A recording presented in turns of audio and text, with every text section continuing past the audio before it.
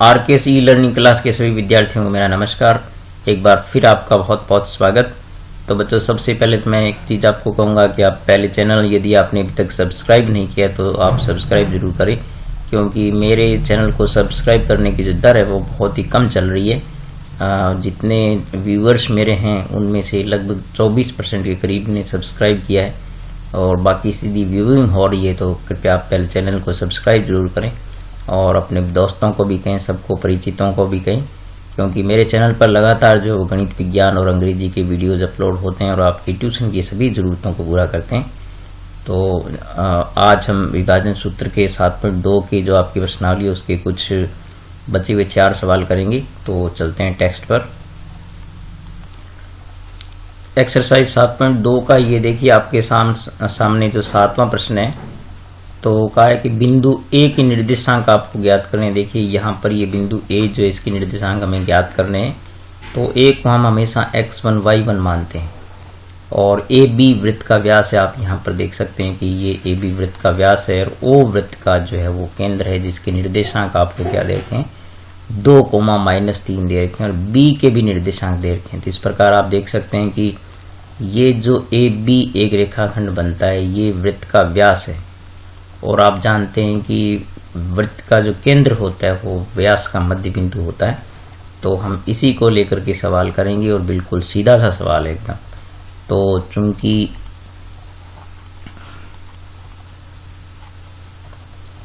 वृत्त के व्यास का मध्य बिंदु कौन होता है, मध्य बिंदु वृत्त का केंद्र होता है। ये आप याद रखें हमेशा, वृत्त का केंद्र होता है। तो इसलिए अपने ये हो गया कि ए बी का मध्य बिंदु, ए बी का मध्य बिंदु कौन हो गया, ओ हो गया बच्चों। तो इसमें मध्य बिंदु का सूत्र लगा देंगे। तो मध्य बिंदु ओ हो गया। तो इसमें देखिए मध्य बिंदु का जो सूत्र होता है वो होता है आपके पास x बराबर x1 प्लस x2 बटे क्या होता है, 2 होता है और y बराबर होता है y1 प्लस y2 बटे 2। तो अब आप क्या कीजिए, सावधानी से मान जो इसमें रख दीजिए। आप देख सकते हैं कि x जो है वो आपके पास कितना है, ये रहा, ये 2 है और बराबर में आप देख सकते हैं कि x1 प्लस यहाँ पर बच्चों x2 है। तो x2 कितना है, देखिए x2 आपके पास, x1 तो आपको ज्ञात करना है तो x1 को x1 ही रहने दें। x2 आपके पास कितना हो गया, 1 हो गया और बटे में 2 है और यहाँ भी बटे में क्या मान लीजिए आप, 1 मान लीजिए। अब तिरछा गुणा कर दीजिए आप इसको। तो तिरछा गुणा करेंगे, वज्र गुणा करेंगे, तो ये पहले यहाँ गुणा करें आप। तो x1 प्लस 1 बराबर हो गया, देखिए 2 दूनी 4। तो इस प्रकार से आपने देखा कि x1 बराबर आएगा 4 माइनस 1। तो देखिए x1 आपके पास क्या ज्ञात, 3 ज्ञात हो गया।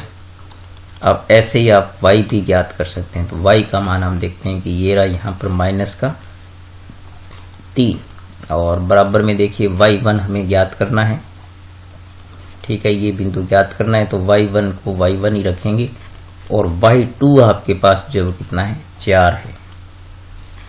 तो बटे में 2 और यहाँ पर 1 लेकर के उसी प्रकार से तिरछा गुणा कर दीजिए। आप तिरछा गुणा करेंगे तो ये आएगा y1 प्लस 4 बराबर हो गया, क्योंकि पहले यूं गुणा करेंगे और फिर ये 3 दूनी कितना हो गया, माइनस का 6। अब 4 भी यहाँ पक्षांतरण करेंगे तो ये भी आपके पास माइनस का हो गया। तो y1 बराबर हो गया -6 और -4। तो इस प्रकार से आपने देखा कि y1 जो है वो आपके पास -10 आ गया। तो अर्थात ए के जो निर्देशांक हैं वो क्या ज्ञात हो गया आपको, ए के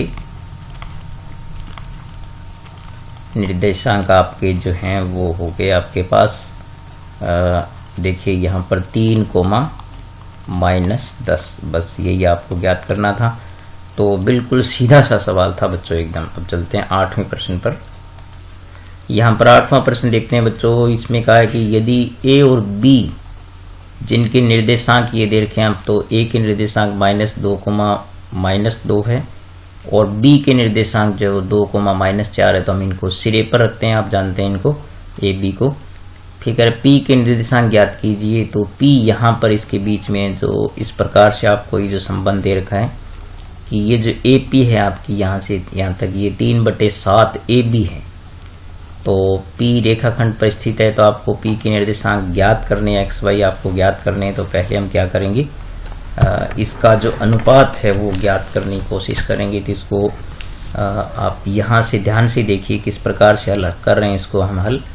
तो आप क्या करें बच्चों, पहले ये जो AB है ना, इसको आप यहाँ लाइए। आप ध्यान से देखिए, आप AB को हम यहाँ लाते हैं तो आप देखेंगे कि AP बट्टे आपके पास हो गया AB और बराबर में आपके पास हो गया 3/7। देखिए अनुपात हम कैसे बनाते हैं। अब आप देख सकते हैं कि हम AP को जो है वो, क्योंकि अनुपात की चीजों का अलग ले लेते हैं तो उनके साथ x मान लिया जाता है। तो इस प्रकार से AP आपके पास हो गया 3x और AB जो आपके पास हो गया ये देखते हैं 7x। देखिए ठीक है, ये ऊपर वाला और ये नीचे वाला। अब आप देखें कि हमें पता है बच्चों कि ये जो AP है पूरा, तो AP प्लस PB के बराबर है। तो हम लिख सकते हैं कि चूंकि AP प्लस PB जो है वो कुल इसकी लंबाई किसके बराबर है, वो AB के बराबर है। ठीक है, क्योंकि AP यहाँ से आप देख रहे हैं ना, AP प्लस PB। तो देखिए AP आपके पास हमारे पास जो है वो कितनी है, 3x है और PB हमें चाहिए तो इसको PB रहने दो और AB हमारे पास ये रही 7x। तो इस प्रकार से 3x को यहाँ ले जाएंगे तो आपके पास जो PB है वो क्या बनेगी, 7x माइनस 3x बराबर हो गई 4x। तो इस प्रकार से आप देखें कि अब हम जो है वो अनुपात ज्ञात कर सकते हैं, AP अनुपात PB। तो देखिए AP अनुपात PB जो है वो क्या बनेगा, वो AP 3x है। देखिए यहाँ पर ये रहा, तो ये हो जाएगा 3x अनुपात और देखिए PB कितना है 4x, तो ये x इनका कट जाएगा। तो इस प्रकार से AP अनुपात PB जो है वो आपको अनुपात कितना प्राप्त हो गया, 3:4 प्राप्त हो गया। ठीक है, तो इस प्रकार से हम यहाँ पर M1 को क्या ले सकते हैं, M1 को ले सकते हैं 3 और M2 को ले सकते हैं 4 और इस प्रकार से ये x y दोनों ज्ञात कर सकते हैं। विभाजन सूत्र से ज्ञात कर सकते हैं, तो हम इसको बिल्कुल विभाजन सूत्र से ज्ञात कर देते हैं। तो आप जानते हैं कि विभाजन सूत्र जो है वो हम पहले कई बार लगा चुके हैं। तो विभाजन सूत्र जो है वो लगा करके और x y ज्ञात कर लेते हैं। मैं यहाँ कर रहा हूँ, तो x आप जानते हो क्या होता है, M1x2 होता है।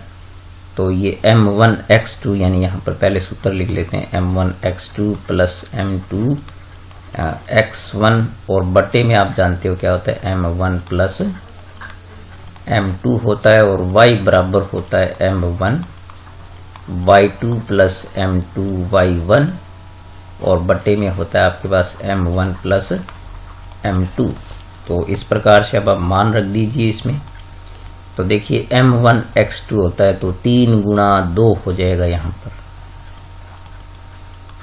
प्लस M2y1 हो जाएगा यहाँ पर, तो 4 गुणा -2 हो गया और बटे में देखिए आपके पास क्या होगा, M1 प्लस M2 यानी 3 प्लस 4 हो गया।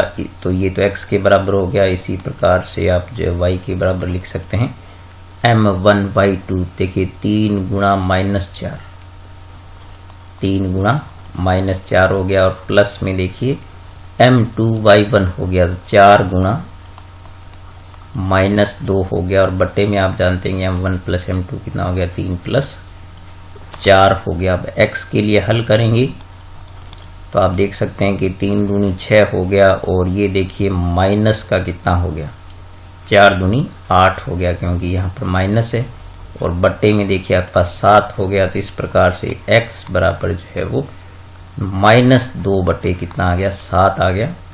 और फिर हम y बराबर देखते हैं तो देखिए माइनस के कितने हो गए, 4 3 12 हो गए और माइनस के ही बच्चों कितने हो गए, माइनस के हो गए 4 दूनी 8 और बटे में आप देख सकते हैं 7 हो गया। तो इस प्रकार से y का जो मान ज्ञात होता है वो -20/7 प्राप्त होता है। तो इस प्रकार से आपने देखा कि p के जो निर्देशांक है वो आपको प्राप्त हो गए। p के निर्देशांक तो वो आपको मिल गए -2/7 -20/7। इस प्रकार से कोई मुश्किल नहीं, बस आप यहाँ पर ये अनुपात कैसे ज्ञात हुआ है इसको ध्यान से सीख लीजिए। ठीक है, अब चलते हैं इसके 9वें प्रश्न पर। तो यहाँ 10वां प्रश्न देखिए बच्चों, यहाँ पर आपको कहा है कि बिंदुओं ए और बी को जोड़ने वाला रेखाखंड है। देखिए यहाँ पर ए लिखा हमने, यहाँ पर बी लिखा। तो आप जानते हैं कि हमेशा ए बिंदु जो x1 y1 होता है और बी जो है वो x2 y2 होता है। तो इसको कह रहे समान 4 भागों में विभाजित करने वाले बिंदुओं के निर्देशांक आपको ज्ञात करने हैं। तो हम देखते हैं कि PQR बिंदु हम ले लेते हैं यहाँ पर। तो हम ये मान लेते हैं कि माना PQR बिंदु जो है रेखाखंड AB को समान 4 भागों में बांटते हैं। देखिए आप यहाँ पर 1 2 3 4 खंड हो गए ना, चारों समान खंड हो गए। तो इसका बच्चों फायदा ये है कि वैसे हम इसको विभाजन सूत्र से भी ज्ञात कर सकते हैं, थोड़ा लंबा हो जाएगा, लेकिन आप बहुत आसानी से इसको ज्ञात कर सकते हैं कि आप देखिए कि ए बी का जो मध्य बिंदु होगा वो Q होगा, क्योंकि ये 2 भागों में बांट रहा है। फिर देखिए P जो है वो A और Q का मध्य बिंदु होगा। तो पहले हम Q प्राप्त कर लेते हैं, ए बी का मध्य बिंदु। तो यहाँ से बिल्कुल आसानी से आप देख सकते हैं कि हम मध्य बिंदु ज्ञात कर सकते हैं। तो यहाँ पर x1 + x2/2। तो यहाँ पर देखिए -2 और +2 हो गया। यहाँ पर आप देखें कि -2 और +2 बटे कितना आ गया, 2 हो गया। और y1 + y2 यानी कि देखिए यहाँ पर 2 और ये हो गया +8। तो 2 + 8/2। तो देखिए बच्चों ये हो गया 0/2 और यहाँ से आ गया देखिए 10/2। तो इस प्रकार से आप देख सकते हैं कि यहाँ जो आपको बिंदु मिल गया ये मिल गया 0,5। तो देखिए इस प्रकार से आपके पास Q के जो निर्देशांक प्राप्त हुए वो हो गए 0,5। अब हम क्या कर सकते हैं, इसकी सहायता से हम जो है वो P ज्ञात कर सकते हैं, क्योंकि यहाँ पर आप इसको लिख सकते हैं कि ये प्राप्त हुए आपको 0,5। अब देखिए A और Q के मध्य P है, तो हम क्या निकालेंगे, AQ का मध्य बिंदु P निकालेंगे। तो हम यहाँ लिख सकते हैं कि AQ का मध्य बिंदु P, AQ रेखाखंड का मध्य बिंदु कौन होगा, वो P होगा। तो हम P के निर्देशांक मध्य बिंदु सूत्र से निकाल सकते हैं। तो ये हो गया P, तो वही सूत्र लगाएंगे x1 + x2/2। तो आप देख सकते हैं कि -2 + 0। तो यहाँ पर x1 + x2/2 वाला सूत्र लगाएंगे और बटे में आएगा 2। इसी प्रकार से y1 + y2/2।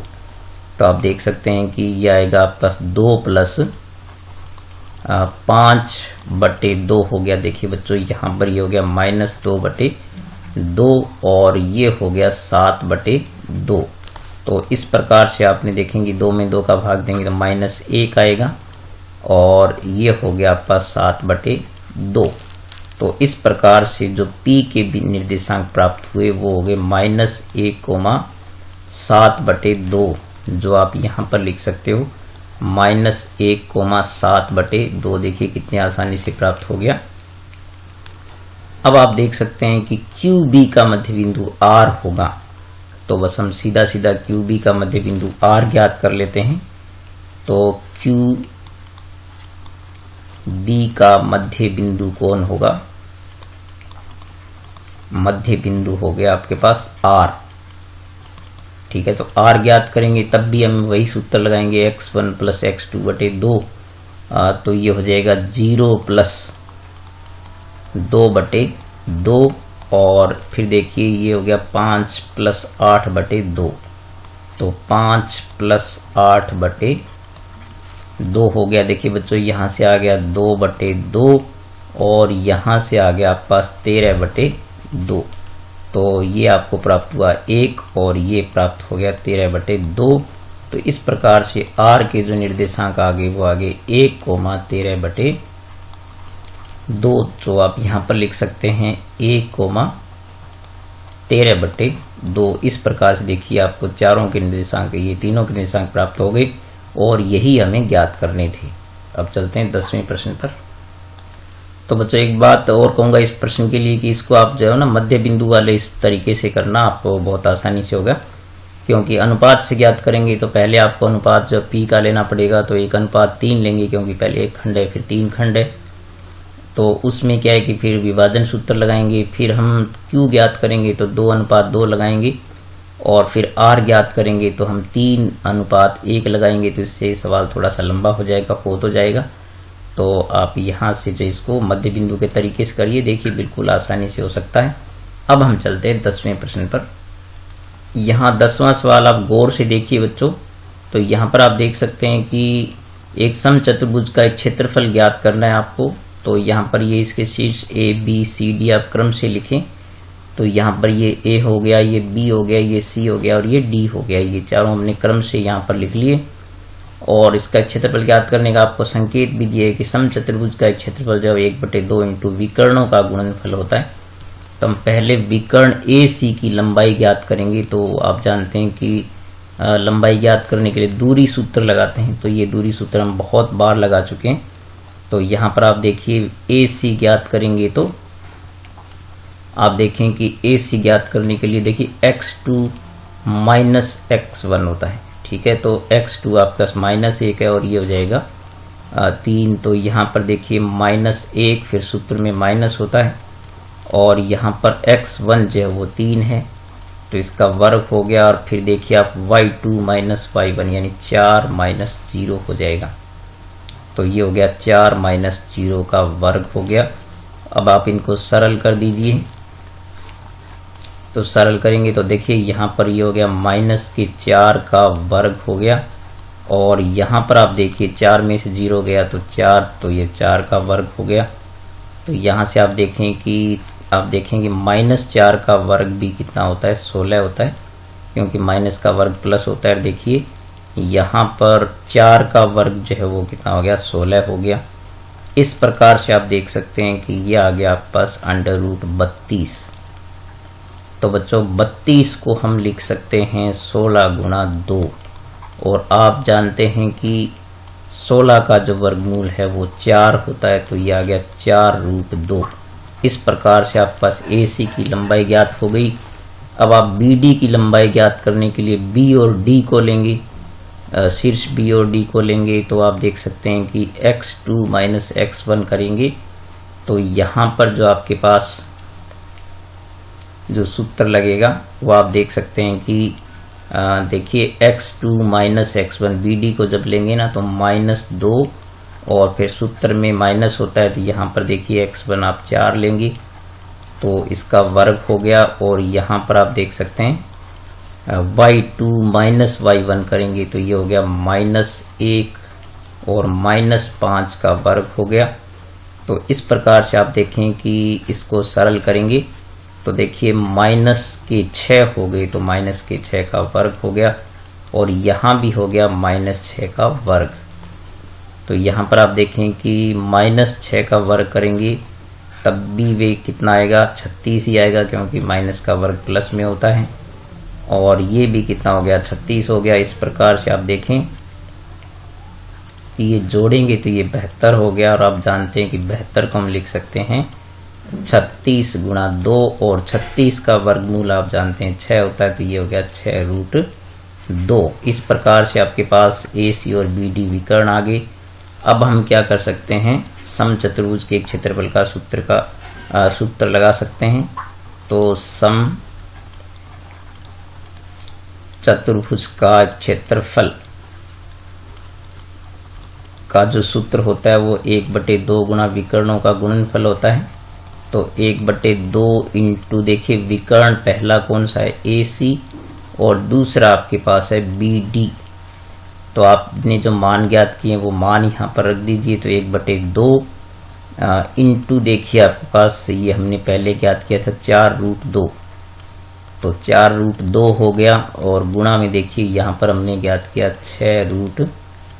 तो अब आप इसको सरल कर दीजिए, तो देखिए 1/2 गुणा, पहले देखिए 4 को 6 से गुणा करेंगे तो 24 हो गया, और फिर आप देखेंगे √2 को √2 से करेंगे तो √4 हो गया, और अब आप देखें कि 24 गुणा देखिए 4 का वर्गमूल 2 होता है, तो इस प्रकार से आ गया आपके पास 24 दूनी 48/2 हो गया, तो यह आ गया आपके पास 24। तो इस प्रकार से आप देखें कि क्षेत्रफल आपके पास आ गया 24 वर्ग इकाई। ठीक है, क्योंकि हमेशा जो है वो क्षेत्रफल वर्ग इकाई में होता है।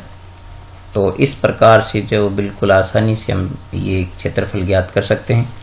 तो इस प्रकार बच्चों सारे प्रश्न जो अपने हल कर चुके हैं, 7.2 प्रश्नावली के भी आपने देखा होगा कि सभी प्रश्नों को बहुत ही गौर से मैंने आपको जो है वो बिल्कुल आसान तरीके से हल कराएं। तो आप वीडियो को 2-3 बार जरूर देखा करें, स्किप नहीं किया करें बिल्कुल ही, और चैनल को सब्सक्राइब करें, लाइक जरूर करें और कमेंट किया करें बच्चों। लाइक और कमेंट आपके बहुत कम मिलते हैं, तो आप घर बैठे मेरे इस चैनल को एज ए ट्यूशन आप काम में लें, तो मैं आपको हमेशा जो है वो हर चीज़ को बहुत ही बेहतर ढंग से और बिल्कुल आसानी से और बहुत ही धैर्य के साथ हर चीज़ को हल कराता हूँ, हर चीज़ बताता हूँ। तो आप हर चीज़ को सुने, पल पल को सुने, ताकि ये चीज़ें आप सीख सकें। ठीक है, मिलेंगे नेक्स्ट क्लास में, तब तक नमस्कार।